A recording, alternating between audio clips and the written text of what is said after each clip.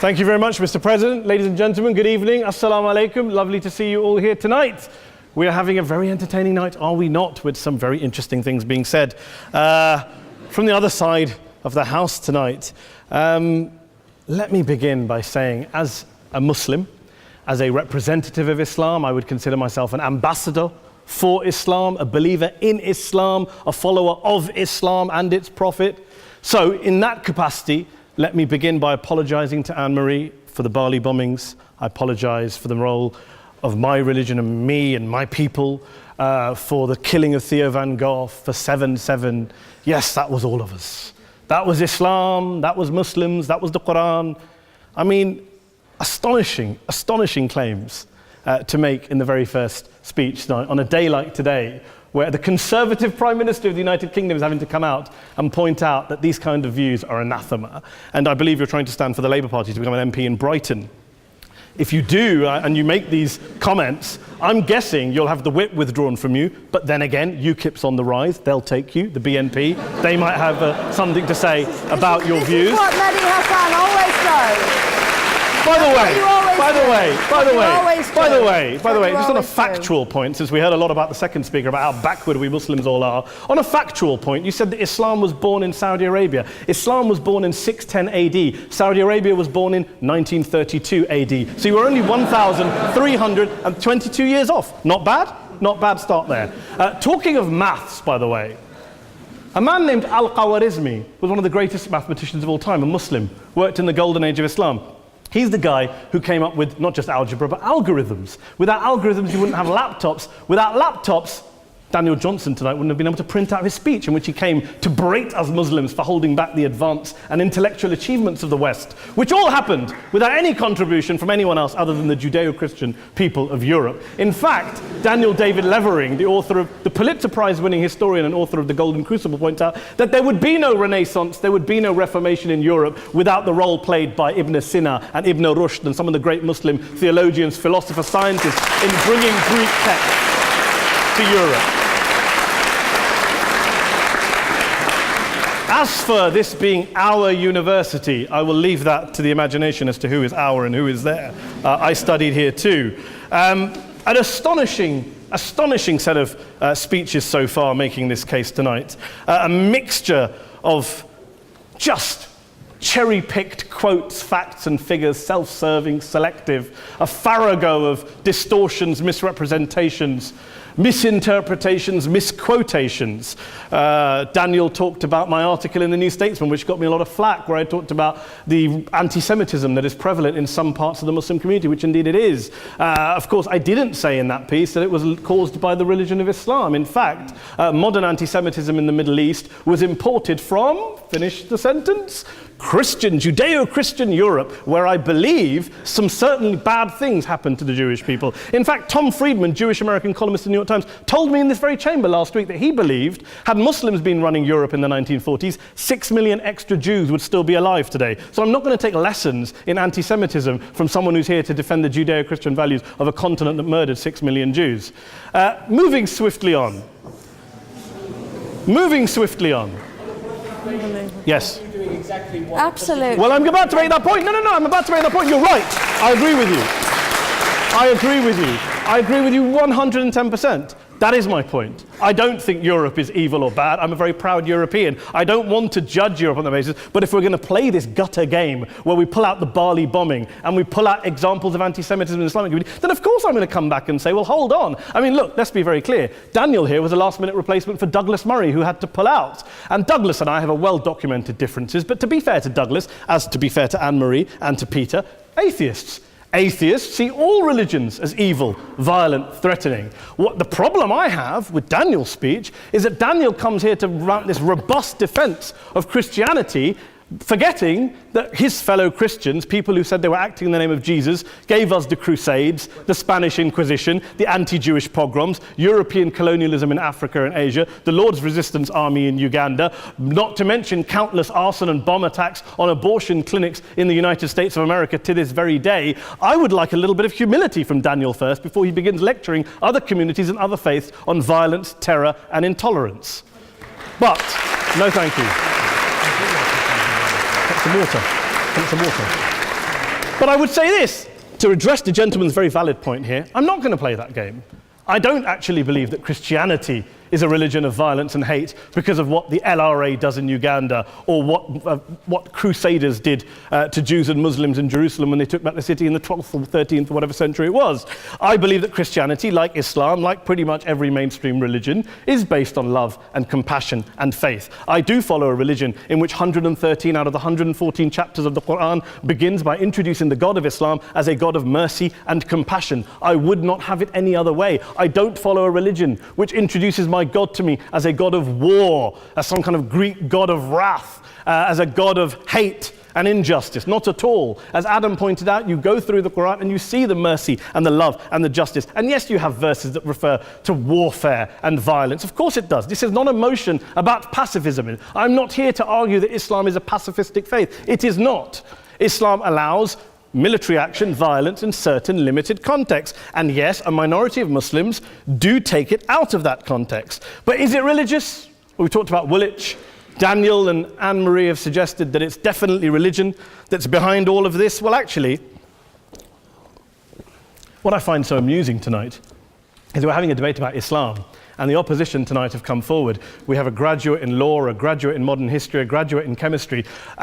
And, you know, I admire all of their intellects and their abilities, but we don't have anyone who's actually an expert on Islam, a scholar of Islam, a historian of Islam, a speaker of Arabic, even a terrorism expert or a security expert or a pollster, let alone to talk about what Muslims believe or think. Instead, we have people coming here, putting forward these views, putting forward these sweeping opinions. Listen to Professor Robert Pape of the University of Chicago, one of America's leading terrorism experts, who, unlike our esteemed opposition tonight, studied every single case of suicide terrorism between 1980 and 2005, 315 cases in total. And he concluded, and I quote, "There is little connection between suicide terrorism and Islamic fundamentalism or any of the world's religions. Rather, what nearly all suicide terrorist attacks have in common is a specific secular and strategic goal to compel modern democracies to withdraw military forces from territory that the terrorists consider to be their homeland." And the irony is, when we talk about terrorism, the irony is that the opposition and the Muslim terrorists, the Al-Qaeda types, actually have one thing in common, because they both believe that Islam is a warlike, violent religion. They both agree on that. They have everything in common. Osama bin Laden would be nodding along to everything he's heard tonight from the opposition side. He agrees with them. The problem is that mainstream Muslims don't. The majority of Muslims around the world don't.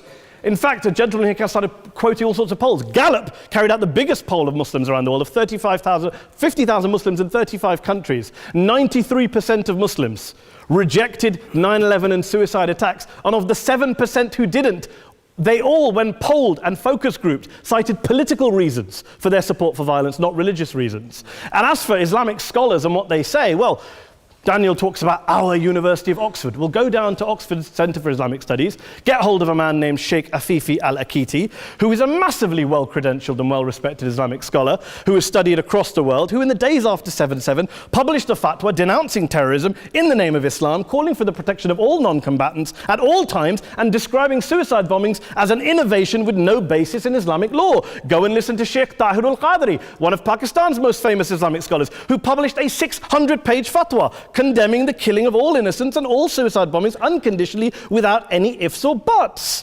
There's nothing new here. This is mainstream Islam, mainstream scholarship, which has said this for years. You don't go out and kill people willy-nilly in the high street or anywhere else, on a bus or a mall, based on verses of the Quran that you cherry-pick without any context, any understanding, any interpretation, or any commentary. Point of information.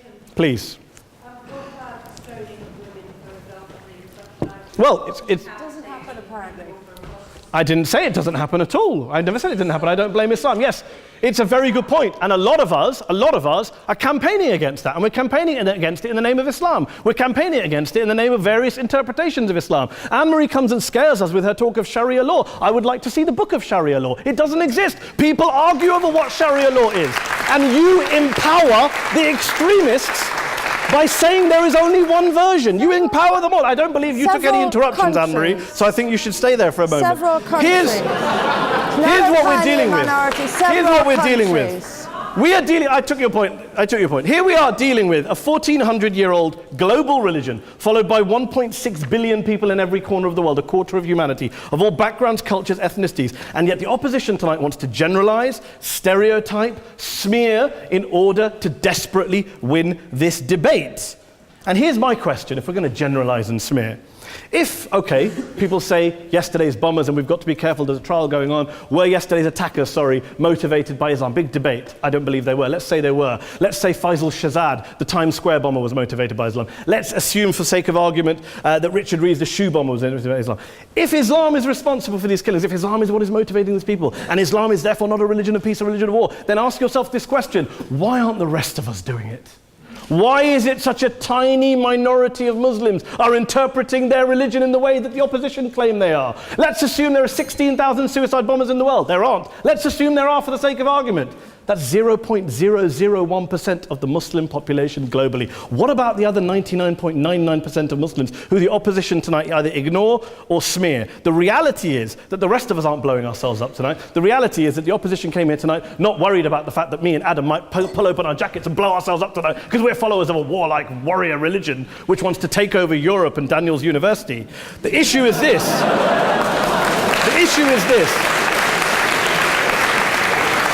Unless the opposition can tell us tonight, and Peter Atkins is here, one of our great atheist intellectuals, can tell us tonight, they can answer this question tonight: why don't the vast majority of Muslims around the world behave as violently and aggressively as a tiny minority of politically motivated extremists? Then they might as well give up and stop pretending they have anything relevant to say about Islam or Muslims as a whole. Ladies and gentlemen, let me just say this to you. Think about what the opposite of this motion is. If you vote no tonight, think about what you're saying the opposite of this motion is. That Islam isn't a religion of peace, it's a religion of war, of violence, of terror, of aggression. That the people who follow Islam, me, my wife, my retired parents, my 6-year-old child, that 1.8 million of your fellow British residents and citizens, that 1.6 billion people across the world, your fellow human beings, are all followers, promoters, believers in a religion of violence. Do you really think that? Do you really believe that to be the case? They say that in the Oxford Union, the most famous debate was in 1933 when Adolf Hitler looked out for the result of the King and Country motion, where they voted against fighting for King and Country, and Hitler was listening out for the result. Well, tonight, 80 years on, there are two groups of people around the world who I would argue are waiting for the result of tonight's vote. There are the millions of peaceful, non-violent, law-abiding Muslims both in the UK, Europe, Asia, Africa and beyond, who see Islam as the source of their identity, as a source of spiritual fulfillment, of hope, of solace. And there are the phobes, the haters, the bigots out there who want to push the clash of civilizations, who want to divide all of us into them and us and ours and their. Ladies and gentlemen, I urge you all not to fuel the arguments of the phobes and bigots. Don't legitimize their divisions. Don't legitimize their hate. Trust those Muslims who you know, who you've met, who you hear, who don't believe in violence, who do want you to hear the peaceful message of the Quran as they believe it to be taught to the majority of Muslims, the Islam of peace and compassion and mercy, the Islam of the Quran, not of Al-Qaeda. Ladies and gentlemen, I beg to propose this motion to the House. I urge you to vote yes tonight. Thank you very much for your time.